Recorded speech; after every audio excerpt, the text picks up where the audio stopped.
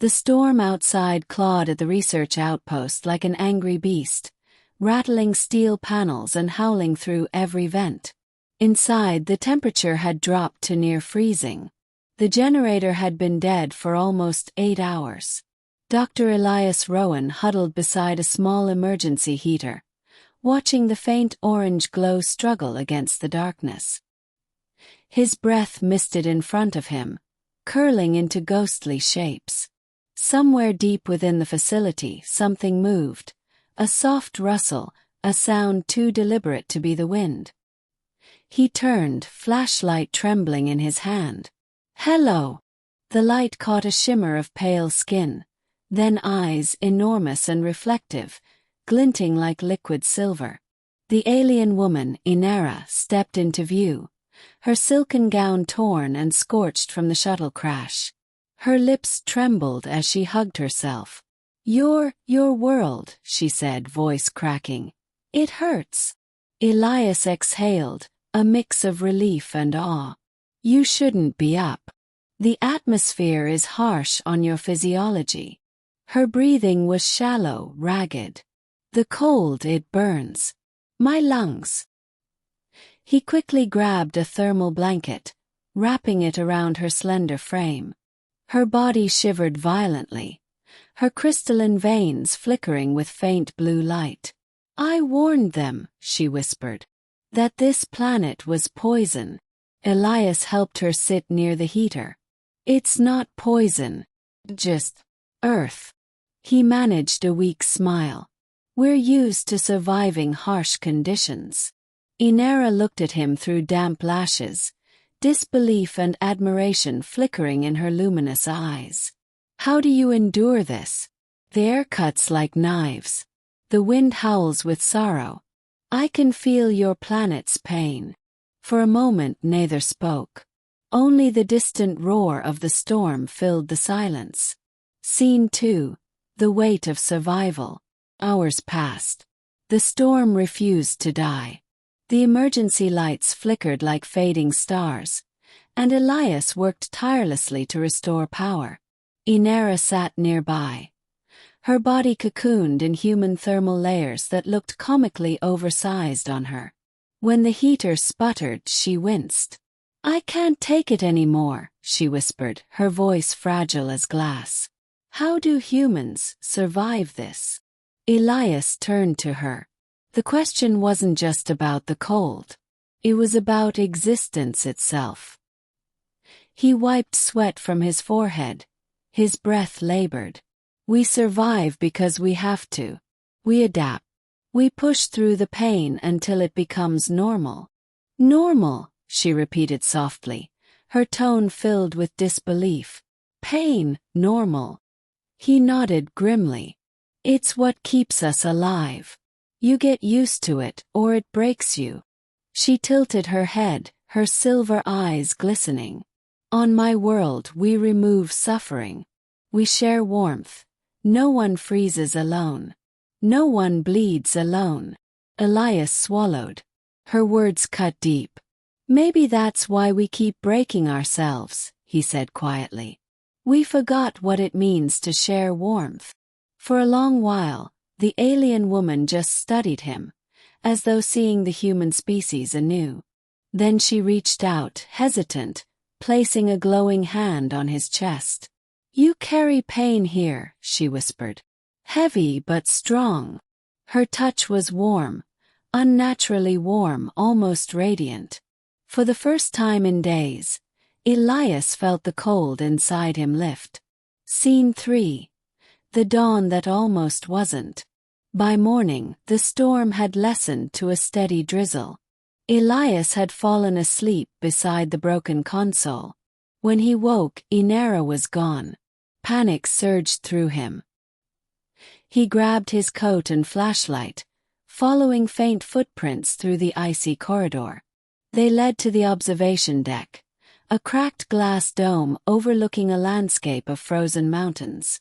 Aenara stood there, trembling, her silver hair whipping in the wind. "Aenara!" he called, rushing forward. She turned, eyes wide with wonder. "It's beautiful," she breathed. Your world, after its fury, gives birth to light again. The sunrise pierced the clouds, flooding the snowfields in gold and crimson. Steam rose from melting ice, and the broken sky seemed to heal itself. Elias joined her, standing in silence. "You see now," he said softly. "That's why we survive. For moments like this." Aenara's lips parted and tears, glimmering like molten silver, slipped down her cheeks. "On my planet, the sun never burns this fiercely. It feels alive here. Like it fights to exist." "It does," Elias replied. "Just like us." She smiled faintly, the first real one he'd seen from her. "I understand now. Pain isn't your curse, it's your teacher." He nodded. "Exactly." Scene 4. The last transmission. By evening, the outpost's communication system crackled to life. Elias worked quickly, sending a distress signal. Aenara, weakened but stable, leaned against the window, her gaze lost in the horizon. "Your people will come for you soon," he said. She looked at him. "And you?" "I'll stay. Someone has to keep the systems alive until rescue." She stepped closer, her expression unreadable. "You endure pain alone again. It's kind of what we do." Aenara's hand brushed his cheek. "Not this time." Before he could respond, she pressed her forehead to his, a gesture of deep bonding among her species. A surge of warmth flowed through him, erasing the ache in his bones.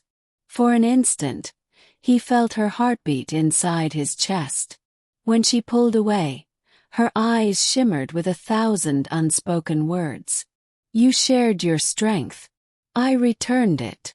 Moments later, a beam of blue light descended from the sky, a rescue craft. As Aenara stepped onto the ramp, she looked back one last time. "Elias Rowan," she said, voice echoing softly. "Your world may wound, but your hearts heal it." Then she was gone. Scene 5. After the silence. Days later, rescue arrived for Elias.